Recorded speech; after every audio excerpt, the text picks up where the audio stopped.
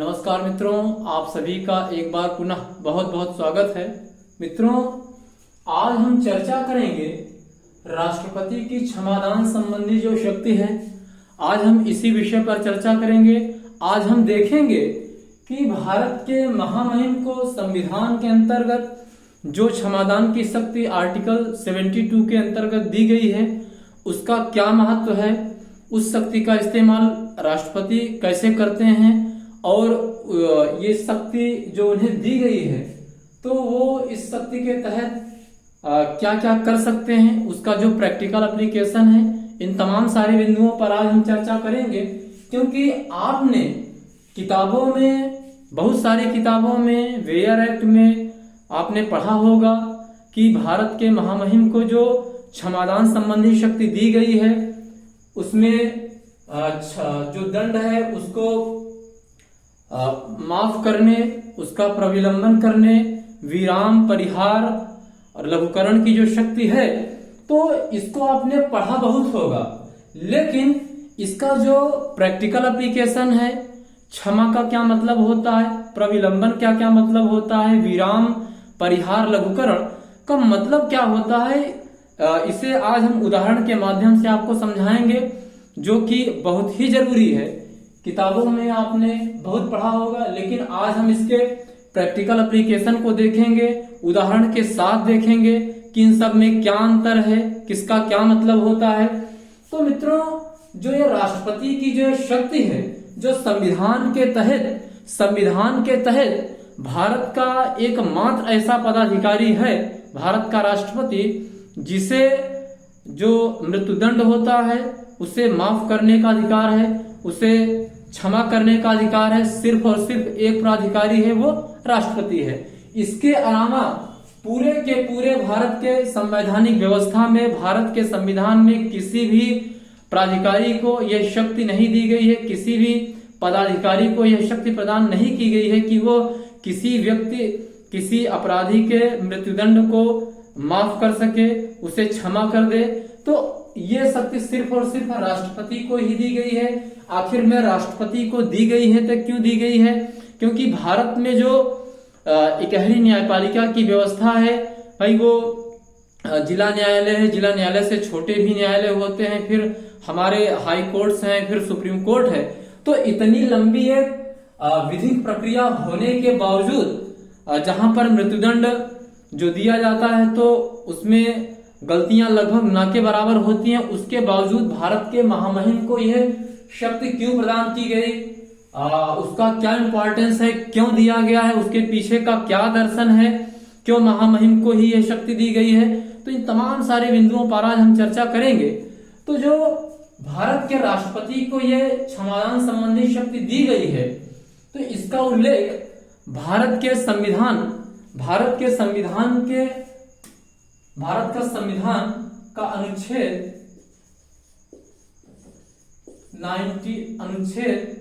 72 class 1 में इस बात का स्पष्ट उल्लेख है कि भारत के राष्ट्रपति को किसी अपराधी के दंड को क्षमा करने, उसका एक तो उसे क्षमा करने, प्रविलंबन करने, विराम, परिहार या लघुकरण की शक्ति होगी। तो ये महामहिम को ही दी गई है। तो जो ये राष्ट्रपति की जो ये शक्ति है, क्षमादान संबंधी जो शक्ति है, जब कोई अपराधी या दंड प्राप्त व्यक्ति महामहिम के यहाँ जो दया याचिका होती है, मर्सी पिटिशन होती है, उसे फाइल करता है, तो महामहिम फिर उस बिंदु पर विचार करते हैं। तो महामहिम की जो ये शक्ति है, ये जो महामहिम को यह शक्ति प्रदान की गई है, क्षमादान संबंधी शक्ति, तो जब कोई अपराधी महामहिम के यहाँ मर्सी पिटिशन फाइल करता है तो वो मर्सी पिटिशन जो होती है वो सुप्रीम कोर्ट के फैसले को चुनौती नहीं दी गई होती है, ना ही सुप्रीम कोर्ट के फैसले के विरोध में वो मर्सी पिटिशन फाइल की जाती है, बल्कि मर्सी पिटिशन सिर्फ और सिर्फ महामहिम से जीवन की एक भीख मांगी जाती है, दया की एक भीख मांगी जाती है। और जो महामहिम की जो शक्ति है, ये न्यायपालिका के अधीन नहीं है, सुप्रीम कोर्ट के अधीन नहीं है, तो ये महामहिम को एक शक्ति दी गई है, तो उसके पीछे एक बहुत बड़ा दर्शन है। तो भारतीय संविधान के अनुच्छेद 72 क्लास 1 में इस बात का स्पष्ट उल्लेख है कि राष्ट्रपति को किसी अपराधी के दंड को क्षमा करने, प्रविलंबन, विराम, परिहार, लघुकरण की शक्ति होगी। तो ये शक्ति राष्ट्रपति को दी गई है, और राष्ट्रपति को जो शक्ति दी गई है तो उसके पीछे का उद्देश्य क्या है, उसके पीछे का उद्देश्य क्या है वो पहले आप जान लीजिए। उसके बाद जो ये क्षमा है, प्रविलंबन है, दंड है, क्षमा है, प्रविलंबन है, विराम है, परिहार है, जो लघुकरण शब्द का अर्थ क्या होता है, इसके उदाहरण के माध्यम से हम देखेंगे बारी बारी से। तो सबसे पहले हम ये देखते हैं कि भारत के महामहिम को जो ये शक्ति दी गई है, इस शक्ति को देने का उद्देश्य क्या है, इसके पीछे का दर्शन क्या है। आखिर में भारत में एक लंबी न्यायिक प्रक्रिया के बाद किसी व्यक्ति को मृत्युदंड दिया जाता है, और उसमें भी जो हमारे कोर्ट्स हैं, हाई कोर्ट्स हैं, सुप्रीम कोर्ट है, वो ये देखते हैं कि भाई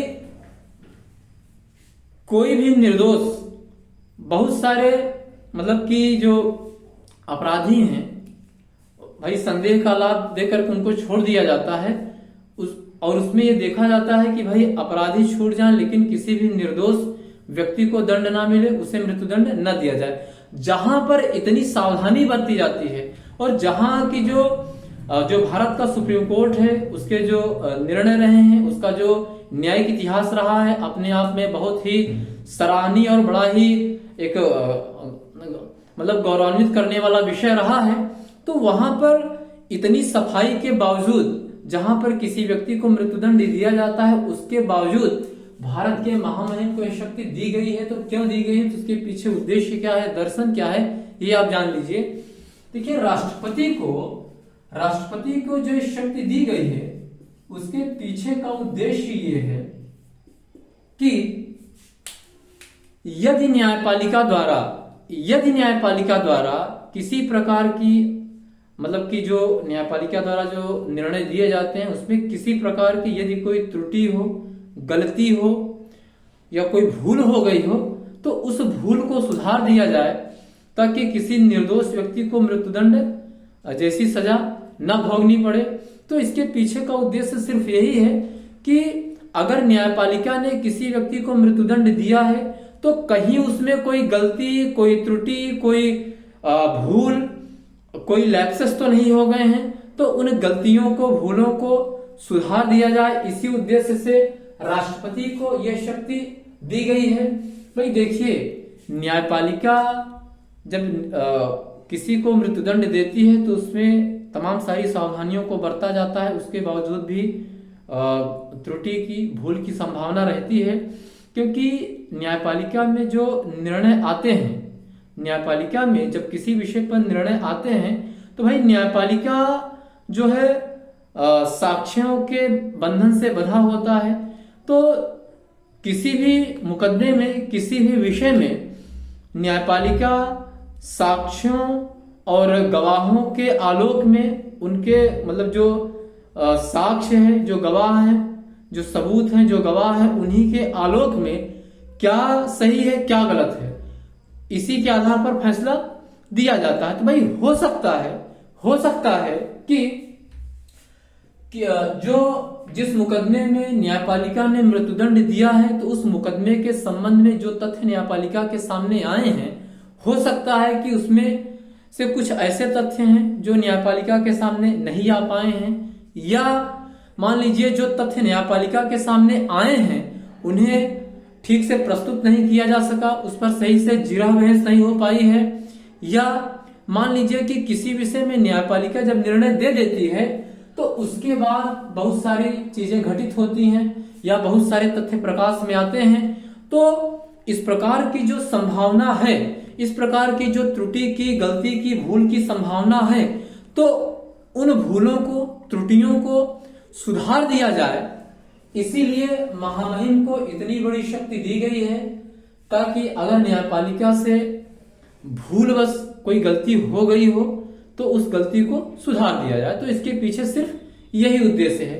तो भाई ये सही बात है कि गलती हो सकती है, भूल हो सकती है, इस संभावना से इनकार नहीं किया जा सकता है। हो सकता है कि मुकदमे में बहुत सारे तथ्य न्यायपालिका के सामने ना आ पाए हों, या जो तथ्य आए भी हैं तो वो ठीक ढंग से प्रस्तुत नहीं किए गए, उस पर सही ढंग से जिरह बहस नहीं हो पाई है, या बहुत सारी चीजें ऐसी हैं जो निर्णय के बाद घटित होती हैं। तो कुल मिलाकर के कहने का आशय सिर्फ ये है कि न्यायपालिका ने जो दंड दिया है, मृत्युदंड दिया है, उसमें कोई भूल, कोई कमी, कोई त्रुटि न रह जाए, उस कमी को सुधार दिया जाए। बस इसी उद्देश्य से महामहिम को यह शक्ति प्रदान की गई है, ताकि कोई निर्दोष मृत्युदंड का शिकार न होने पाए, कोई निर्दोष दंड का भागी न बन जाए। बस उसी भूल को सुधारना ही इसके पीछे का उद्देश्य है, दर्शन है। अब हम ये देखेंगे कि भारत का महामहिम, भारत के राष्ट्रपति, भारत के महामहिम जो दंड को माफ करते हैं, तो उस संबंध में जो ये बताया गया है कि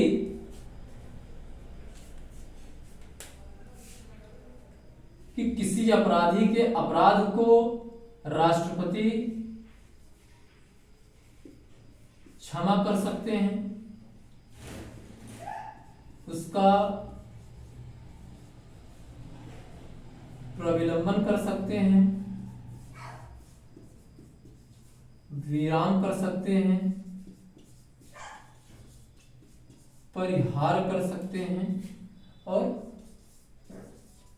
लघुकरण कर सकते हैं। तो अब हम इन सारे शब्दों का क्या आशय है, इसे उदाहरण के माध्यम से समझने की कोशिश करेंगे। देखिए, क्षमा में क्या होता है? क्षमा में राष्ट्रपति पूर्ण रूप से सजा खत्म कर देता है, खत्म कर। देखिए, अभी आप शॉर्ट में समझ लीजिए, बाकी हम अभी आएंगे तो उदाहरण के साथ आपको बताते हैं। देखिए, प्रविलंबन में क्या होता है कि दंड को कुछ समय के लिए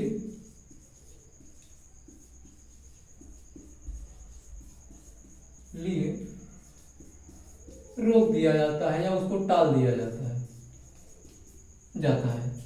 और विराम में क्या है? विराम में क्या है कि दंड की मात्रा को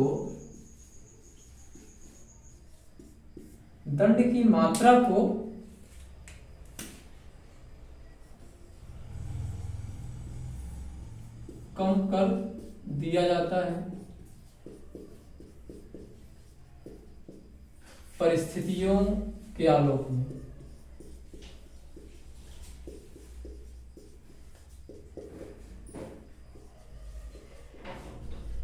परिस्थितियों के आलोक में। अब देखिए, परिहार में क्या है कि यहां भी जो क्वांटिटी ऑफ पनिशमेंट होता है, जो दंड की मात्रा होती है, उसको कम कर दिया जाता है, किंतु यहां पर परिस्थितियों का ध्यान नहीं रखा जाता है। परिस्थितियों के बगैर लघुकरण में क्या होता है कि जो दंड का स्वरूप है, जो दंड का स्वरूप है, स्वरूप बदल दिया जाता है।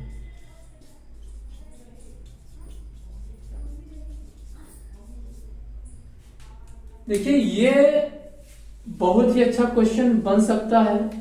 इसे मैच करवाया जाता है कि क्षमा का जैसे दे देगा कि क्षमा का मतलब प्रविलंबन का मतलब विराम का मतलब एक में गलत दे देगा, तो मैच करवाएगा कौन सा जोड़ा गलत है, तो इसको आप उतार लीजिए। अब हम एक एक को बारी बारी से देखते हैं और उदाहरण के साथ देखते हैं इसका क्या मतलब है, या उदाहरण दे करके क्वेश्चन पूछ लेगा कि इसको आप क्या कहेंगे। तो हम उसको देखते हैं कि इनका क्या मतलब है उदाहरण के साथ बारी बारी से। अब हम आते हैं क्षमा पर। क्षमा, क्षमा का क्या आशय है?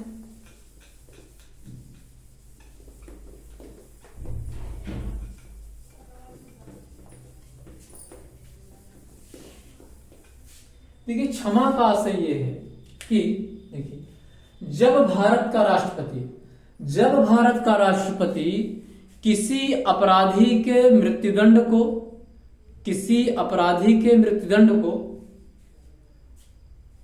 पूरी तरीके से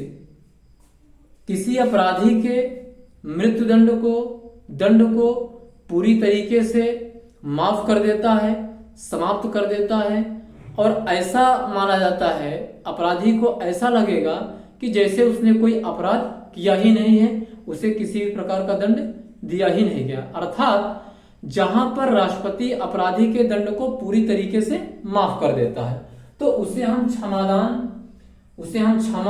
संबंधी क्षमादान कहते हैं, उसे हम क्षमा कहते हैं। जैसे मान लीजिए एक उदाहरण देखिए, जैसे मान लीजिए कि एक एक्स पर्सन है, इसने देशद्रोह का कार्य किया और इसे जो है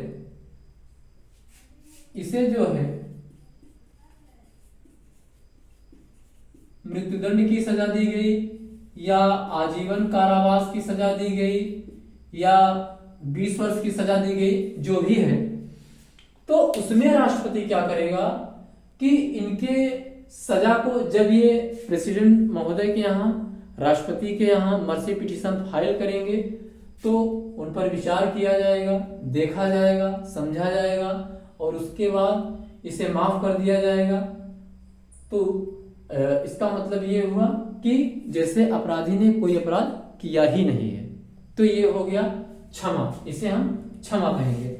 अब हम दूसरा देखते हैं, दूसरा क्या है? प्रविलंबन। देखिए प्रविलंबन का क्या आशय है?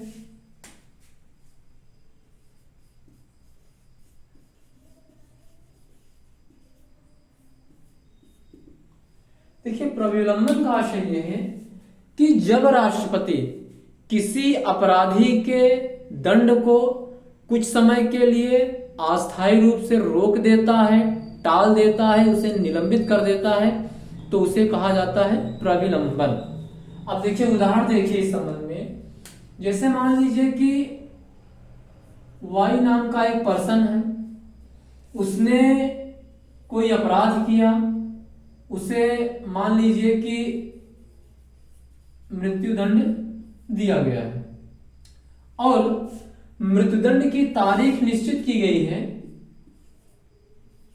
25 दिसंबर।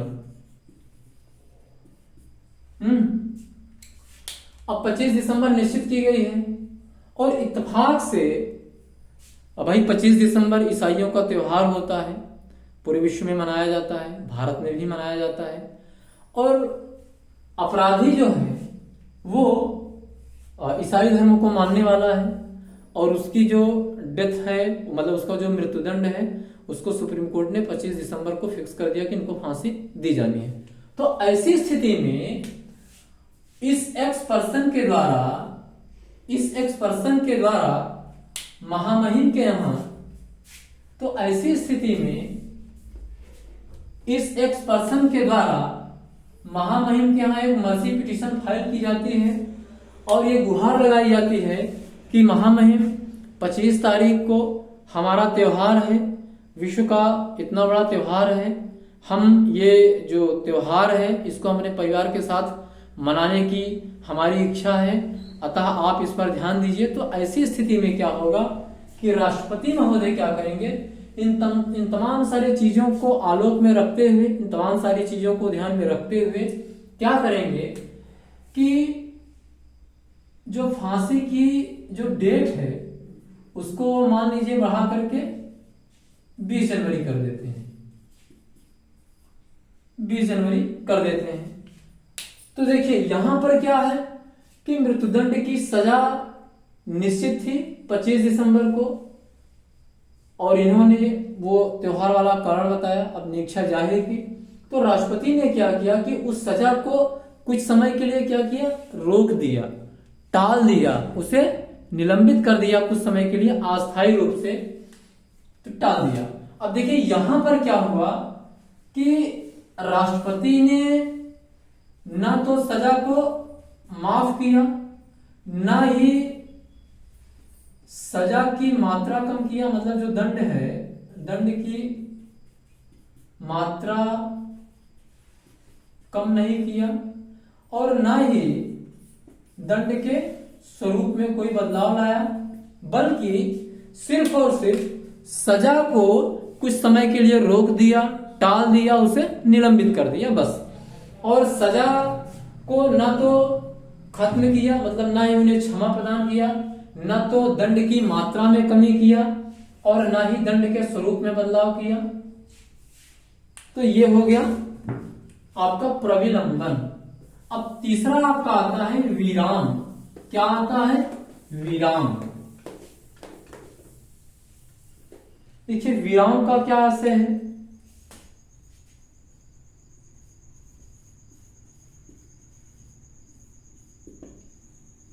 देखिए विराम का मतलब यह होता है कि जब भारत का राष्ट्रपति अपराधी के दंड को परिस्थितियों को ध्यान में रख करके जो दंड की मात्रा है, जो क्वांटिटी ऑफ पनिशमेंट है, उसको कम कर देते हैं, तो उसे हम विराम कहते हैं। अब इसे आप उदाहरण के माध्यम से देखिए। जैसे मान लीजिए कि ए नाम का एक पर्सन है, इसने कोई अपराध किया, और अपराध में मान लीजिए कि उसे मृत्युदंड मिला या आजीवन कारावास मिला, या मान लीजिए कि 30 वर्ष की सजा मिली, कुछ भी है, जो भी है। तो अब ऐसी स्थिति में क्या होगा कि राष्ट्रपति ने जब ये इस अपराधी ने राष्ट्रपति के यहां मर्सी पिटीशन फाइल किया, तो देखिए इसमें क्या है कि राष्ट्रपति दंड की मात्रा कम करेगा। राष्ट्रपति जो है वो दंड की जो मात्रा है कम कर देता है, यानी जो क्वांटिटी ऑफ पनिशमेंट है वो कम कर दिया जाता है, कम कर देता है। और जो क्वांटिटी ऑफ पनिशमेंट है वो कम करेगा, अभी हमने आपको बताया था परिस्थितियों के आलोक में, परिस्थितियों के आधार पर। अब परिस्थितियां क्या हैं, जैसे मान लीजिए कि जो ये अपराधी है, मान लीजिए कि ये क्या हो गया कि पागलपन का शिकार हो गया, या मान लीजिए कि अपराधी महिला है तो वो गर्भवती है, या मान लीजिए कि गंभीर बीमारी से पीड़ित हो जाता है, बीमारी से पीड़ित हो जाता है। तो जब अपराधी अपने वकील के माध्यम से या और किसी के माध्यम से, भाई जब मर्सी पिटीशन वो या अपने परिवार वालों के माध्यम से जो भी है, जब मर्सी पिटीशन प्रेसिडेंट के यहाँ फाइल करेंगे तो ये तमाम सारी चीजें बताएंगे कि महामहिम हमें माननीय सर्वोच्च न्यायालय ने इस मामले में मृत्युदंड या आजीवन कारावास या जो भी दिया है वो दिया है, और अब जो है अपराधी जो सजा प्राप्त व्यक्ति है वो पागलपन का शिकार हो गया है, या मान लीजिए वो मे बी विमेन है, वो गर्भवती है, या मान लीजिए कि गंभीर बीमारी से ग्रस्त हो गई है। तो ऐसी स्थिति में क्या होगा कि जो तमाम सारी परिस्थितियां हैं, देखिए यही है परिस्थितियां, परिस्थितियों को ध्यान में रख करके दंड की मात्रा को कम कर देता है प्रेसिडेंट। तो यहाँ पे क्या करेगा कि प्रेसिडेंट मान लीजिए कि अपराधी वो जो दंड प्राप्त व्यक्ति है वो पागलपन का शिकार हो जाता है, तो यहां पर मान लीजिए कि ये जो उसे मृत्युदंड दिया गया था या मान लीजिए आजीवन कारावास है, तो इस आजीवन कारावास को घटा करके वो 5 वर्ष कर देता है, या 30 वर्ष है तो वो घटा करके उसको 4 वर्ष कर देता है, 5 वर्ष जो भी है 10 वर्ष कर देता है। तो ऐसी स्थिति में क्या है, देखिए कि यहां पर न तो माफ किया गया है, न तो दंड के स्वरूप में बदलाव किया गया है। मतलब वो जो आजीवन कारावास था तो वो कारावासी है, 5 वर्ष का कर दिया गया है। तो यहां पर क्या है कि इन परिस्थितियों को ध्यान में रख करके जो दंड की मात्रा है उसे ही राष्ट्रपति ने कम कर दिया है। न तो माफ किया, न तो दंड के स्वरूप में कोई बदलाव लाया, न ही सजा को मतलब कि रोका गया, अस्थायी रूप से रोका गया, बल्कि क्या हुआ कि जो दंड की मात्रा है ना उसे कम कर दिया गया। भाई आजीवन कारावास था तो उसे 5 वर्ष का कर दिया गया, या मृत्युदंड है तो उसको क्या हुआ कि वो कम करके कुछ वर्षों में तब्दील कर दिया गया, जो भी है। तो इस प्रकार से देखिए जो दंड की मात्रा है उसी को कम कर दिया गया, जो क्वांटिटी ऑफ पनिशमेंट है उसी को कम कर दिया गया है। अब चौथा आपका आता है, वो क्या है, वो है परिहार। वो क्या है, वो है परिहार। अब देखो परिहार का क्या आशय होता है। परिहार का मतलब ये होता है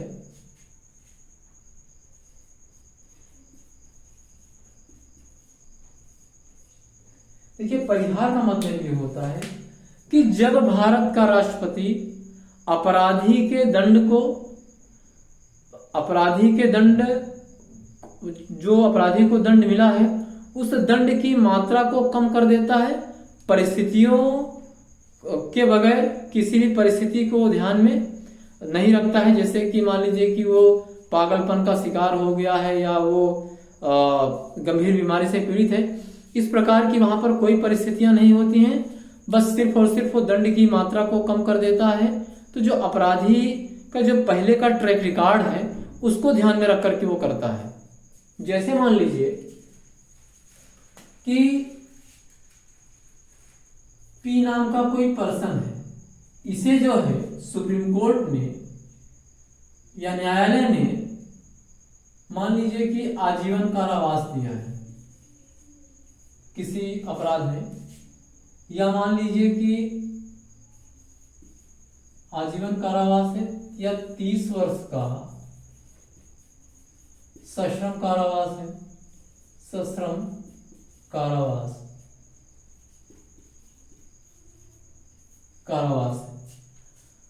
तो इस ये जो पी पर्सन है इसने महामहिम के यहाँ मर्सी पिटीशन फाइल किया और उसने ये बताया कि मतलब अब देखिए यहाँ पर क्या है कि ये व्यक्ति आज किसी कारणवश अपराध कर बैठा, कुछ ऐसी परिस्थितियां थी। बाकी इसके पहले का उसका जो जीवन था उसने समाज सेवा में काफी समय बिताया है, या मान लीजिए कि वो एक प्रसिद्ध शिक्षा शास्त्री है या वैज्ञानिक है या एक बहुत ही प्रसिद्ध कलाकार है, जो भी कुछ कह लीजिए, मतलब बड़ा ही नेम फेम वाला व्यक्ति है। तो ऐसी स्थिति में जब वो मर्सी पिटीशन फाइल करेगा तो महामहिम को ये बताएगा कि महामहिम अब कुछ ऐसी गंभीर परिस्थितियां थी भाई, जैसे मान लीजिए कि ये पी पर्सन जो है, जो पी नामक ये पर्सन है, ये एक बहुत बड़ा शिक्षा शास्त्री है और कुछ लोग इसकी बहन के साथ, बेटी के साथ या माँ के साथ कुछ ऐसा मतलब कि गंभीर अपराध करते हैं जो कि मानवता को शर्मसार करने वाला है। तो ऐसी स्थिति में कोई भी व्यक्ति होगा वो अपना आपा खो देगा और उससे अपराध हो जाएगा। तो भाई इनका कोई आपराधिक ट्रैक रिकॉर्ड नहीं है, कोई अपराध करने का इंटेंशन नहीं है और अपराध से इनका दूर दूर तक कोई नाता नहीं है, लेकिन दुर्भाग्यवश, संयोगवश ऐसी परिस्थितियां बनी कि ये अपराध कर बैठे, इनसे अपराध हो गया। तो ऐसी स्थिति में जब ये महामहिम के यहाँ मर्सी पिटीशन फाइल करेंगे तो महामहिम को उन तमाम सारे तथ्यों से अवगत कराते हुए ये बताएंगे कि महामहिम हमारा पहले का जीवन ऐसे था, अब ऐसी कुछ परिस्थितियां पैदा हुई कि हम अपराध कर बैठे, हम अपना आपा खो गए क्योंकि हमारे परिवार के साथ ऐसी इस प्रकार की बदसलूकी की जा रही थी। तो तमाम सारी चीजों को बताएंगे। तो ऐसी स्थिति में क्या होगा कि महामहिम इनके पूर्व कार्यों को ध्यान में रख करके, इनकी जो दंड की मात्रा है वो कम कर देते हैं।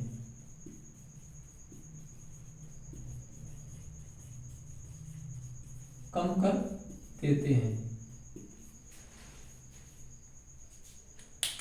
देखिए विराम में भी दंड की मात्रा महामहिम कर रहे हैं और परिहार में भी दंड की मात्रा ही कम की जा रही है, लेकिन बेसिक डिफरेंस ये है कि वहां पर सजा प्राप्त व्यक्ति जो है या तो पागलपन का शिकार हो गया है, या में भी मान लीजिए महिला है तो वो गर्भवती है, या मान लीजिए कि अपराधी वो जो दंड प्राप्त व्यक्ति है वो गंभीर बीमारी से, असाध्य बीमारी से पीड़ित हो गया है।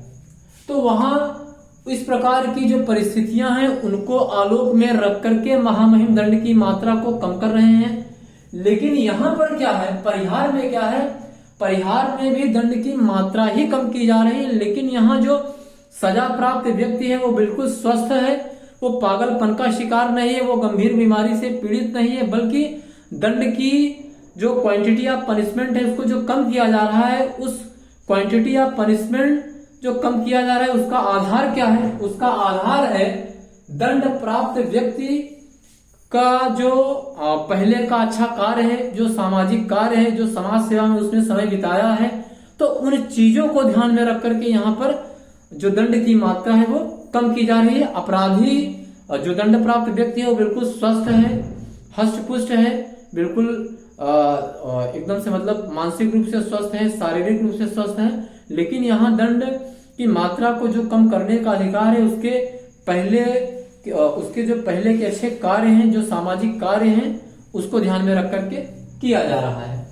अब देखिए यहां भी क्या है, अब दंड की मात्रा कम हुई तो महामहिम मान लीजिए कि 30 वर्ष का ये सश्रम कारावास है तो इसको वो 5 वर्ष का सश्रम कारावास में तब्दील कर देते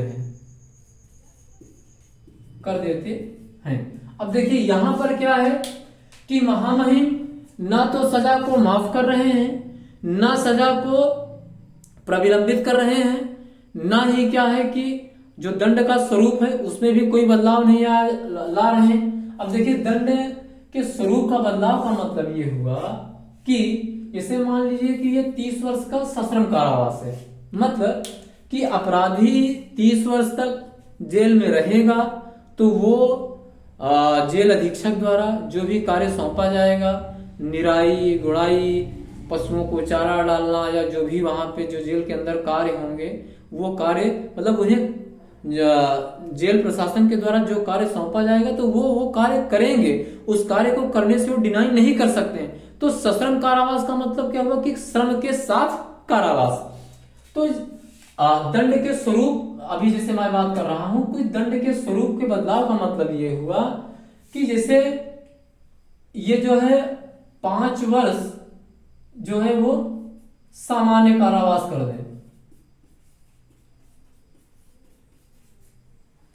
देखिए यहां पर दंड की मात्रा कम हुई तो जो 30 वर्ष का कारावास है वो 5 वर्ष का, जो 30 वर्ष का सश्रम कारावास है वो 5 वर्ष का सश्रम कारावास है, तो ये दंड की मात्रा कम हुई। लेकिन अगर वो जो 30 वर्ष का सश्रम कारावास है, अगर इसी को अभी देखिए आगे आता है लघुकरण आता है तो उसमें जो दंड का स्वरूप है वही बदला जाएगा, दंड की मात्रा वहां कम नहीं होगी। तो मान लीजिए कि इसे जो 30 वर्ष का सश्रम कारावास है अगर उसे 30 वर्ष के सामान्य कारावास में तब्दील कर दिया जाएगा तब वो हो जाएगा कि जो दंड का स्वरूप है, जो दंड का रूप है ना, वही बदल दिया गया। तो यहां पर क्या है कि जो 30 वर्ष का सश्रम कारावास है उसको महामहिम ने उनके अच्छे कार्यों को देखते हुए उसे 5 वर्ष का वो सश्रम कारावास में तब्दील कर देते हैं, अर्थात दंड की मात्रा ही वो कम कर देते हैं। तो ये हो गया परिहार। अब आपका अगला आता है लघुकरण। क्या आता है? लघुकरण। अब देखिए यहां पर क्या होगा, लघुकरण में क्या होगा कि महामहिम जो है ना वो जो दंड का स्वरूप है, जो नेचर ऑफ पनिशमेंट है उसमें बदलाव कर दिया जाएगा। देखिए वो कैसे, लघुकरण।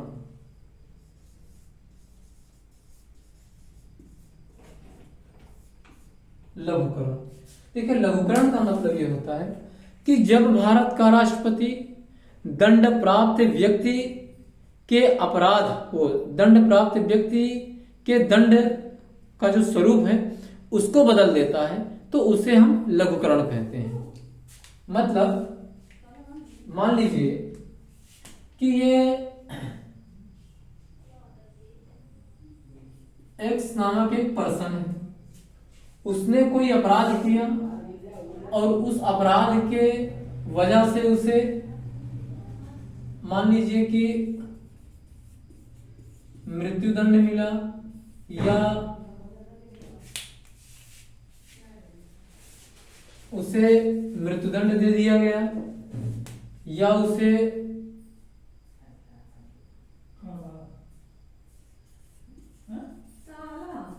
30 वर्ष का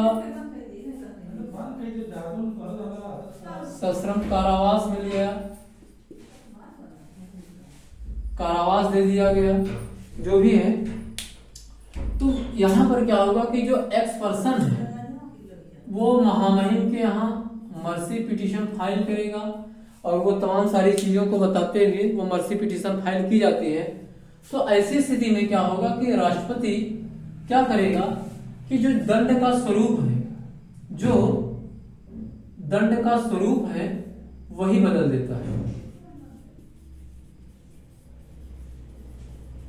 दंड के स्वरूप में बदलाव कर देता है, कर देता है। मतलब क्या हुआ, जैसे मान लीजिए कि ये मृत्युदंड है, अब इस मृत्युदंड को राष्ट्रपति आजीवन कारावास से बदल दे, आजीवन कारावास में बदल दे, या जो 30 वर्ष का जो सश्रम कारावास है तो इसे 30 वर्ष का सामान्य कारावास में बदल दे,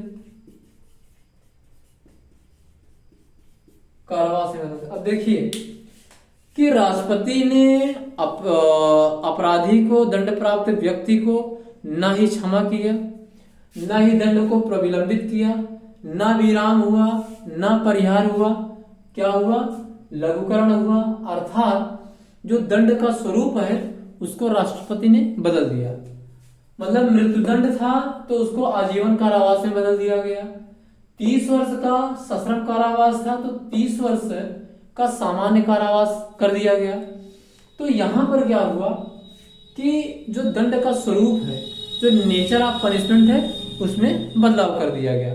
तो लघुकरण में क्या होता है कि जो नेचर ऑफ पनिशमेंट है, जो दंड का स्वरूप है, उसमें बदलाव कर दिया जाता है, तो उसे ही लघुकरण कहा जाता है। तो ये रहा क्षमा, प्रविलंबन, विराम, परिहार, लघुकरण क्या है, किसे कहते हैं, इसको हमने उदाहरण के माध्यम से आपको समझाया। और देखिए कि राष्ट्रपति की जो ये क्षमादान संबंधी शक्ति है, या राष्ट्रपति अपनी जो क्षमा संबंधी शक्ति का इस्तेमाल करते हैं तो वो 3 बिंदुओं को ध्यान में रख करके ही कर सकते हैं। वो 3 बिंदुओं को ध्यान में रख करके ही करते हैं, वो 3 क्षेत्रों में ही कर सकते हैं। पहला क्या है कि जब दंड सेना, जब दंड सेना न्यायालय द्वारा दिया गया हो, सेना न्यायालय द्वारा दिया गया हो, ए बी, जब दंड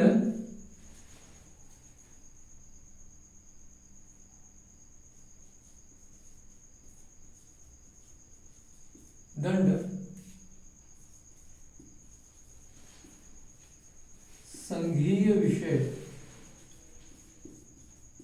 से, संघीय विषय से संबंधित विधि के, संघीय विधि के उल्लंघन संघीय विधि के विरुद्ध किए गए अपराध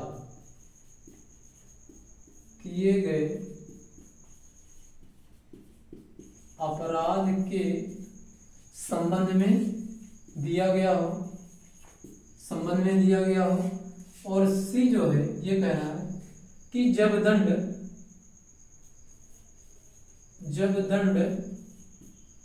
मृत्युदंड हो,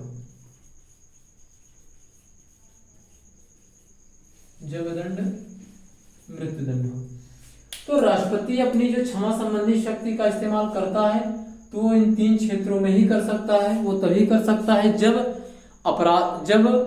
दंड प्राप्त व्यक्ति को दंड सेना न्यायालय ने दिया हो, एक, या उस व्यक्ति को दंड संघीय विषय से संबंधित कानून के संबंध में किए गए अपराध हेतु दंडित किया गया है, या जब दंड मृत्युदंड हो। तो इन्हीं 3 क्षेत्रों में राष्ट्रपति अपनी क्षमादान संबंधी जो शक्ति है, जो क्षमा संबंधी शक्ति है, उसका इस्तेमाल करता है। और राष्ट्रपति की जो क्षमा संबंधी शक्ति है,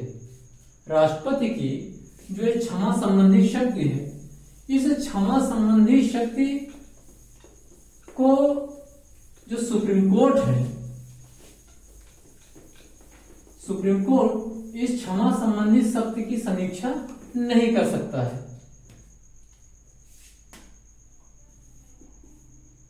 जो सुप्रीम कोर्ट है राष्ट्रपति की इस शक्ति की समीक्षा नहीं कर सकता है, लेकिन वो इस बात की समीक्षा कर सकता है कि महामहिम ने यदि किसी अपराधी को माफ किया है, उसकी सजा को माफ किया है, तो उस पूरी की पूरी प्रक्रिया में क्या राष्ट्रपति ने उचित प्रक्रिया का पालन किया है कि नहीं किया है, तो उस प्रक्रिया की वो समीक्षा कर सकता है। लेकिन इस शक्ति की समीक्षा सर्वोच्च न्यायालय नहीं कर सकता है। कहने का आशय ये है कि हम ये कह रहे हैं, हम आपको ये समझाने की कोशिश कर रहे हैं कि सुप्रीम कोर्ट कभी इस बात पर विचार नहीं करेगा, या सुप्रीम कोर्ट में इस बात को लेकर के कभी पिटीशन फाइल नहीं की जा सकती है कि कोई आदमी इस बात को लेकर के मुकदमा दायर करे कि संविधान ने राष्ट्रपति को जो ये क्षमादान की शक्ति दी है वो सही है या गलत है, वो देनी चाहिए कि नहीं देनी चाहिए, इस बात की समीक्षा सुप्रीम कोर्ट कभी नहीं करेगा। इस प्रकार की पिटीशन सुप्रीम कोर्ट कभी एक्सेप्ट नहीं करेगा, इस प्रकार की पिटीशन कभी फाइल नहीं की जा सकती है। लेकिन अगर महामहिम किसी अपराधी को उसका जो मृत्युदंड है उसे माफ करते हैं, उसको मतलब क्षमा करते हैं, क्षमादान देते हैं, तो वो क्षमादान दिया गया है, क्या महामहिम के द्वारा उसमें उचित प्रक्रिया का पालन किया गया है, या महामहिम मतलब कि वो वेस्टेड इंटरेस्ट से प्रेरित होकर के अपराधी को क्षमा दे रहे हैं, या किसी राजनीतिक कारणों से क्षमा दे रहे हैं, तो प्रक्रिया की समीक्षा सुप्रीम कोर्ट कर सकता है। लेकिन संविधान द्वारा जो शक्ति दी गई, इस शक्ति की समीक्षा वो नहीं कर सकता है। तो अगर प्रक्रिया की समीक्षा सुप्रीम कोर्ट कर सकता है और सुप्रीम कोर्ट ये पाता है कि महामहिम ने अमुक अपराधी को अमुक जो अपराधी है उसकी जो सजा को माफ किया गया, तो उसमें कुछ राजनीतिक कारण रहे हैं या कुछ वेस्टेड इंटरेस्ट से प्रेरित होकर के ऐसा किया गया है, तो सुप्रीम कोर्ट उसकी समीक्षा कर सकता है। और ऐसा कुछ पाता है तो वो उसको फिर वो मतलब निलंबित भी कर सकता है, उसको रोक भी सकता है। लेकिन शक्ति की समीक्षा सुप्रीम कोर्ट नहीं कर सकता है। सुप्रीम कोर्ट में इस प्रकार की पिटीशन फाइल ही नहीं की जा सकती है कि संविधान ने या संविधान निर्माताओं ने राष्ट्रपति को जो शक्ति दी है वो सही है कि गलत है, देनी चाहिए थी कि नहीं देनी चाहिए थी। इस प्रकार की कोई भी याचिका सुप्रीम कोर्ट एक्सेप्ट नहीं कर सकता है, सुप्रीम कोर्ट में फाइल नहीं की जा सकती है। तो मित्रों, आपने ये देखा कि राष्ट्रपति की जो क्षमादान संबंधी शक्ति है वो क्या है, संविधान के किस अनुच्छेद के अंतर्गत दी गई है, किन किन बिंदुओं को ध्यान में रख करके या किन किन क्षेत्रों में वो अपनी शक्ति का प्रयोग कर सकते हैं, और जो दंड है महामहिम उसको क्षमा कर सकते हैं, प्रविलंबित कर सकते हैं, विराम कर सकते हैं, परिहार कर सकते हैं, लघुकरण कर सकते हैं। इन सब का क्या आशय है, इनका क्या मतलब है, हमने आपको विद एग्जाम्पल उदाहरण के साथ उसको समझाया है। आपने इन चीजों को किताबों में बहुत पढ़ा होगा, अनेकों जगहों पर पढ़ा होगा, लेकिन उदाहरण के माध्यम से इस प्रकार की स्पष्टता, क्लैरिटी आपको नहीं मिली होगी। तो इस बात को हम समझाने के लिए, उदाहरण के माध्यम से समझाने के लिए, आपका कॉन्सेप्ट क्लियर करने के लिए आज हम ये वीडियो लेक्चर बना रहे हैं इस पर। और हमारा यही उद्देश्य है कि आप तक चीजें बेहतर तरीके से पहुंचे और आपको एक बेहतर नॉलेज हो और आपका कॉन्सेप्ट क्लियर हो, किसी भी प्रकार की दुविधा ना हो। तो मित्रों, आज बस यहीं तक। अगले वीडियो लेक्चर में हम किसी महत्वपूर्ण विषय के साथ, किसी इंटरेस्टिंग टॉपिक के साथ आप सभी से पुनः मुलाकात करेंगे। तब तक के लिए आप सभी को धन्यवाद, नमस्कार, गुड नाइट, बाय।